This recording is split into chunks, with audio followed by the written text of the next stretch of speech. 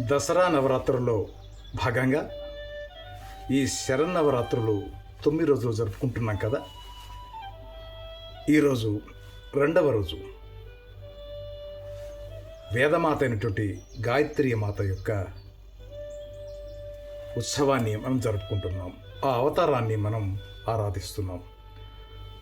వేద స్వరూపైనటువంటి అమ్మవారిని ఈరోజు మనం పూజల ద్వారా ఆమెని ప్రార్థన చేస్తాం. పంచవర్ణాలతో 5 శిరస్సులతో ఆయుధాలతో పంచభూతాలకి ప్రతినిధిగా ఉన్నటువంటి ఈ వేదమాత మనమంతా ఈ రెండో రోజు నాడు అర్చన చేసుకుంటాం. తెల్ల కలువలతో తెల్ల గులాబీలతో అమ్మవారిని పూజ చేస్తూ ఉంటాం. మనుషులలో నుండి అజ్ఞానాన్ని పారదోలాలి, జ్ఞానాన్ని ఇవ్వాలి అని అమ్మవారిని మనం ప్రార్థన చేస్తుంటాం. సర్వవేద మంత్రాలకు నిలమైనటువంటి ఈ వేదమాత గాయత్రి మాతని మనం ఓం భూర్భువస్సురః వస్సవితుర్వరేణ్యం భర్గో దేవస్య ధీమహి ధియో యో నః ప్రచోదయాత్. సర్వమంత్ర అధిష్టాన దేవత మన గాయత్రి మాత.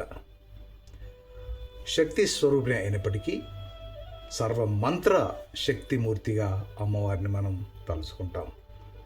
మానవ హృదయంలోని మలినాన్ని తొలగించి అజ్ఞానాన్ని తొలగించి శుద్ధి చేసేటువంటి మాత కాబట్టి ఈ గాయత్రి మాతని మనం రెండో రోజున మనం అర్చన చేస్తుంటాం.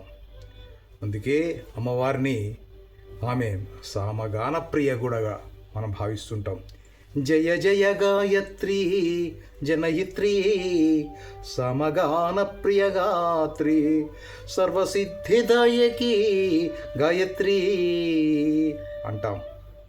అందువల్ల గాయత్రి మాతని ఈ రోజున మనమంతా ప్రార్థన చేసి సర్వ విద్యా సంపదల్ని మాకు ఇవ్వండి, మమ్మల్ని జ్ఞాన మార్గంలో పయనింపజేయండి అంటూ ప్రార్థన చేద్దాం. శ్రీమాత్రే నమః. అమ్మవారిని ఈ రోజున పూజించండి, ఆరాధించండి, తరించండి.